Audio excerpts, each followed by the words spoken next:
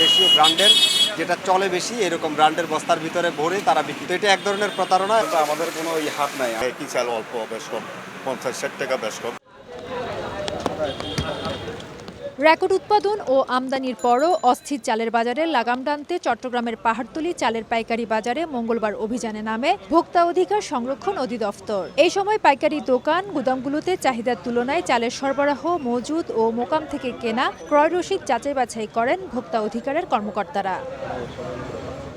মোকাম থেকে চালের দাম বেশি পড়ার পাশাপাশি পরিবহন খরচ বেড়ে যাওয়ার দাবি করেন ব্যবসায়ীরা। অভিযানে পাহাড়তলী বাজারে চালের দাম বাড়ানোর কোনো কারসাজি না পেলেও ওজনে কম দেওয়া, ব্র্যান্ডের বস্তা নকল করে চাল বিক্রি এবং মূল্য তালিকা হালনাগাদ না করায় দুটি প্রতিষ্ঠানকে জরিমানা করা হয়। এসিআই সহ বেশ কিছু চালের ব্র্যান্ডের বস্তা আমরা দেখতে পেয়েছি।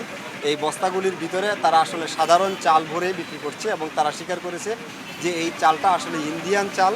অপরাধ স্বীকার করে মিল মালিকদের উপর দোষ চাপালেন ব্যবসায়ীরা। এখানে তো আমাদের কোনো হাত নাই, আমরা মিলাদের থেকে যেরকম আনি সেরকমই। ওটা আমি বস্তা আপনার ওই এসিআই থেকে নবাব ঢুকাইয়ার ওটা বিক্রি করতেছি। চালের বাজারে কারসাজি রোধে অভিযান অব্যাহত রাখার কথা জানান ভোক্তা অধিকার সংরক্ষণ অধিদপ্তর। ফেরদৌস লিপি, সময় সংবাদ, চট্টগ্রাম।